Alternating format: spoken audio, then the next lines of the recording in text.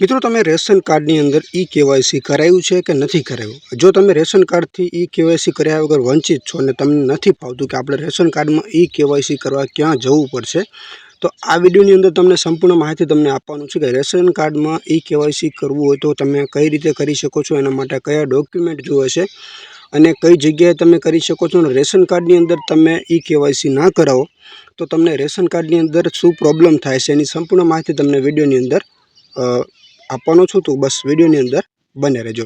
મિત્રો રેશન કાર્ડની અંદર છે ને દરેક અત્યારે હાલની અંદર ફૂલ ઝુંબેશ ચાલી રહી છે કે રેશન કાર્ડની અંદર ઈ કેવાયસી કરાવો. મતલબ ઈ કેવાયસીનો મતલબ એ છે કે તમારા આધાર કાર્ડથી લિંક કરો અને આધાર કાર્ડની અંદર તમારો મોબાઈલ નંબર પણ મિત્રો એડ હોવો જોઈએ છે. હવે ઘણા લોકોએ મિત્રો વિડીયો એવા પણ બનાવેલા છે કે તમે ઘરે બેઠા મિત્રો રેશન કાર્ડને ઈ કેવાયસી કરી શકો છો દરેક સભ્યના નામ. પણ મિત્રો તમને ખાસ વિનંતી કરી દઉં કે જે ઓનલાઈન એપ્લિકેશન જે આવે છે જેની અંદર આધાર ફેસનું ઓપ્શન મિત્રો ઘણી વખત કામ નથી કરતું. પણ મિત્રો ટેન્શન લેવાની જરૂર નથી.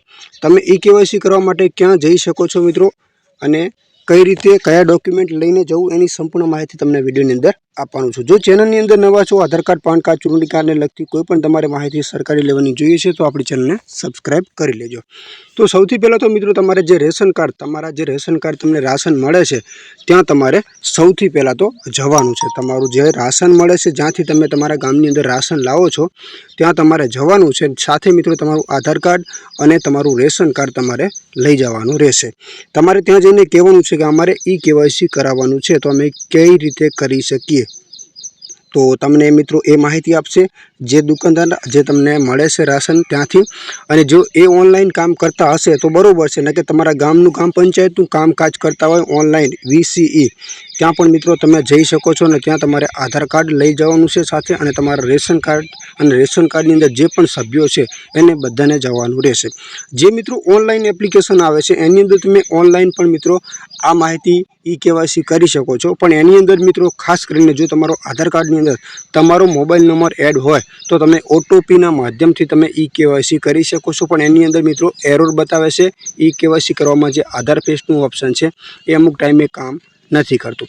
હવે મિત્રો આપણે આધાર કાર્ડને જે રેશન કાર્ડ તમે લઈને જશો તો ત્યાં તમારે ફિંગરપ્રિન્ટ આપવાની રહેશે અને ત્યાં તમારો મોબાઈલ નંબર ખાસ એડ હોવો જોઈએ, તો કદાચ તમારું ઈ કેવાયસી થઈ જશે. હવે મિત્રો એ તો મેં તમને વાત કરી દીધી કે એ આપણે ઈ કેવાયસી કરવા માટે તમારે VCE તમારા પંચાયતનું જે પણ કામકાજ કરતા હોય ત્યાં જવાનું રહેશે.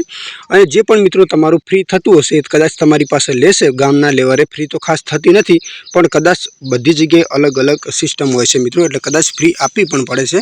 પણ હા, એક ખાસ તમને કહી દઉં, કદાચ તમે ઈ કેવાયસી તમારા રેશન કાર્ડની અંદર નથી કરાવતા તો તમારા રેશન કાર્ડની અંદર કે તમને શું પ્રોબ્લેમ થાય છે તો એ તમને ખાસ જણાવી દઉં કે તમે જો રેશન કાર્ડની અંદર ઈ કેવાયસી નથી કરાવતા તો તમારા જે રેશન કાર્ડની અંદર જે સભ્યના ઈ કેવાયસી કરાયેલા નથી એમના મિત્રો ઓટોમેટિકલી રેશન કાર્ડની અંદરથી નામ નીકળી જશે અને એની અંદર તમને અનાજ મળવાનું પણ બંધ થઈ જશે. તો મિત્રો જરૂરી છે રેશન કાર્ડની અંદર ઈ કેવાયસી કરાવવું, તો ફટાફટ મિત્રો બને ત્યાં સુધી ઈ કેવાયસી કરાવી લેજો.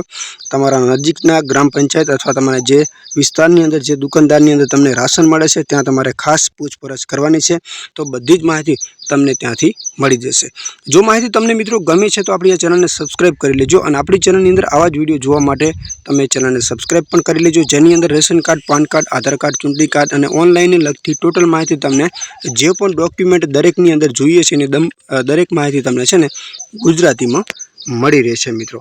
તો ખાસ આપણી આ ચેનલને સબસ્ક્રાઈબ કરી લેજો મિત્રો, ટેચ ગુજરાતી ઇન્ફોર્મેશનને, જેની અંદર મિત્રો સરકારી ઓનલાઈનની દરેક માહિતી તમને ગુજરાતીમાં મળી રહેશે.